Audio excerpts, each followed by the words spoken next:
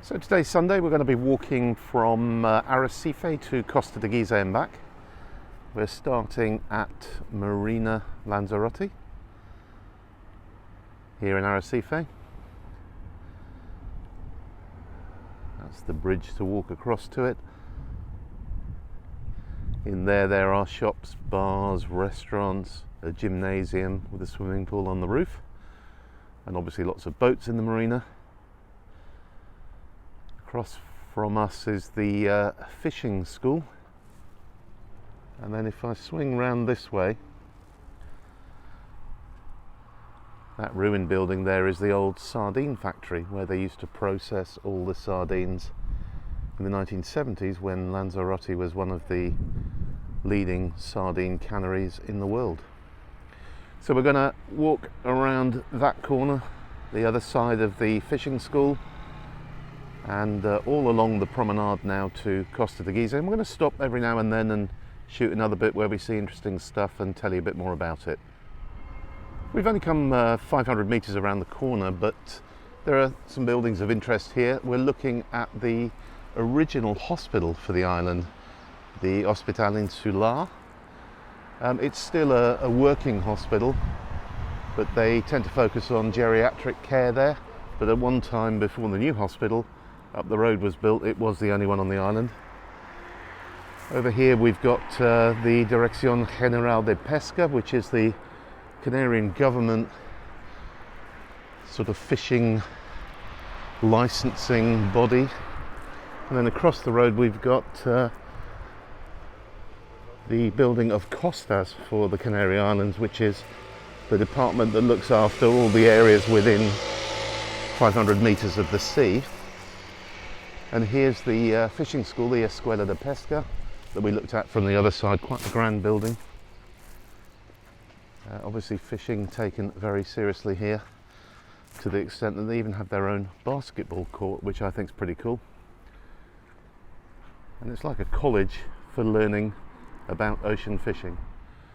We're looking back at the marina now, and in the centre of frame is the gymnasium. You might just be able to see all the machines in there. It's fantastic working out there on the running machines and the bikes and so on, because you have either a view this way across to Arrecife or the other way straight out to sea. There's also a cruise ship, in fact there's two cruise ships in port at the moment. I'll talk about those when we get a bit higher and can see them. But this little memorial is rather nice. This was built as a memorial to 7 sailors who lost their lives on a fishing trip.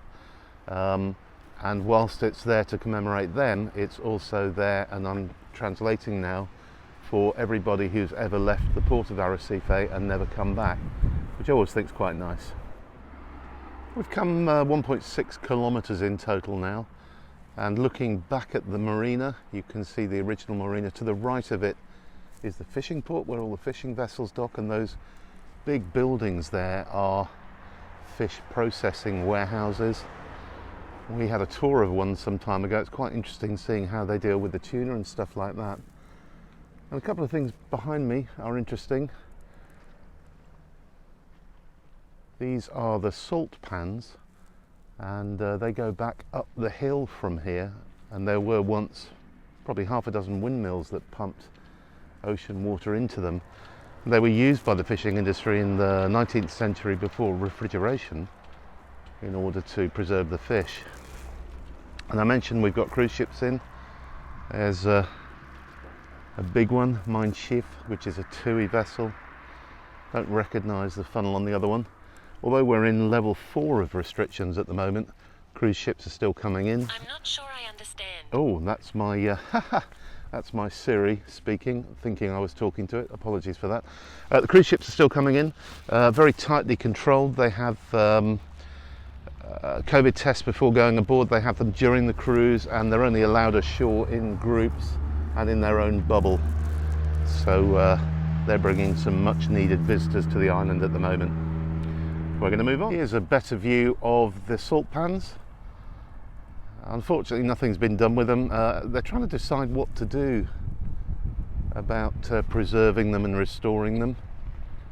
From up here, we've come another few hundred metres, Little fishing boat coming, interesting contrast with the massive cruise ship there.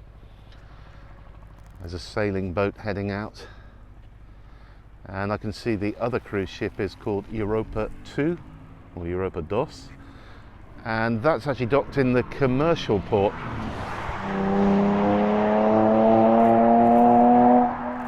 Apologies for the noise, that was a Nissan 370Z if anyone cares. That's the commercial port, so a great deal of our freight comes in and out of there, and you can see all the containers on the dockside.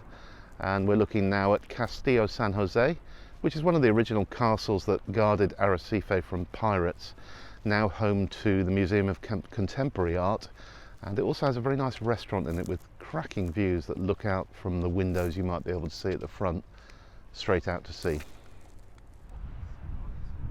So we've gone quite a way past the 2 kilometre mark now, and here's the new path that's been put in, which winds down.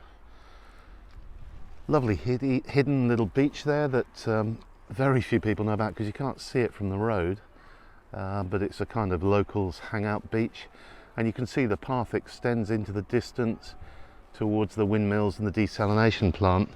And on the left there is what was another salt pan, another salinas. So we're going to hit the path now. We've come just over 3 kilometres now, and this is the famous Shipwreck Telemon, which has been here since the, is it the 1980s or the 1990s? Sometime in the 1980s. 84, Julie thinks. You can just see part of the bow sticking up at the front. She had an engine failure and was driven ashore and hasn't moved since. There's been talk over the years of dismantling it. There was a project to do so last year, but that was sort of paid to by the pandemic. I've no doubt it will eventually be destroyed and taken away. You used to be able to dive it and kids would play on it and jump off it and stuff like that, but it's now been banned as a bit dangerous. And just behind that, of course, is the desalination plant, which provides us with fresh water from the ocean, and also the power station with the 2 big windmills there that provide our power. So we're going to walk around there now. So we've walked all the way around the bay now. We're just coming up to the 4K mark. The mountains in the distance there. This is the other side of the Telemon, which you may never have seen. You normally see the stern from the road, and we're looking back at the 2 cruise ships we saw earlier, but from the other side. And right behind me is the power station and desalination plant. So we're going to continue following the path around the coast. We're now at the 5 kilometre mark, and obviously this is the power station. We've come around the point along this path. There's an old dock there. I was just surmising that maybe it used to be where tankers would moor to pump oil for the power station.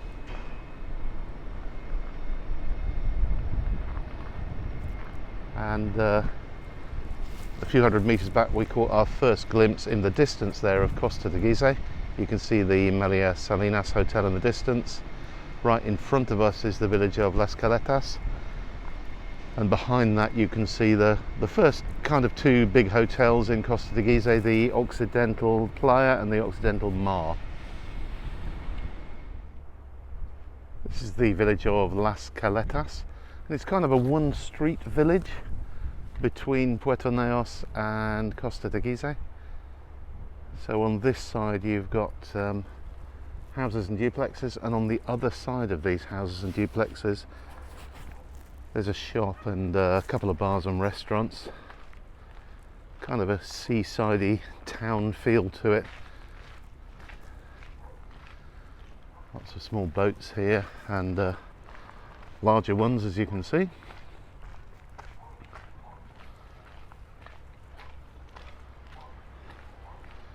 And around the corner here there's Casa Tomas, which is one of our favourite tapas bars in this area. So we're now at the 6.6 kilometre mark since we started our walk, and this is the end of the video section. This is the last thing I wanted to show you, because just around the corner here This road joins the promenade, but this is the King's House, one of the few properties on the island with a private helipad, which you're looking at now. This is really as much as you can see of the house, but it's quite large, and there's a kind of gatehouse at that end. It was gifted to Juan Carlos, King Juan Carlos, by another royal family in the 1970s, I believe. He and his family used to come here a great deal on holiday. When he abdicated in favour of Felipe, the property was given back to the state, so it's owned by the state, but it's still known universally as the King's House. And any visiting dignitaries to the island, including the King, Prime Ministers and former Prime Ministers, stay here, and it has a Policia Nacional guard on it when there's someone in residence. So that's it. I'll walk from Arrecife to Costa Teguise, and we're now going to turn around and head back to the car. Bye for now.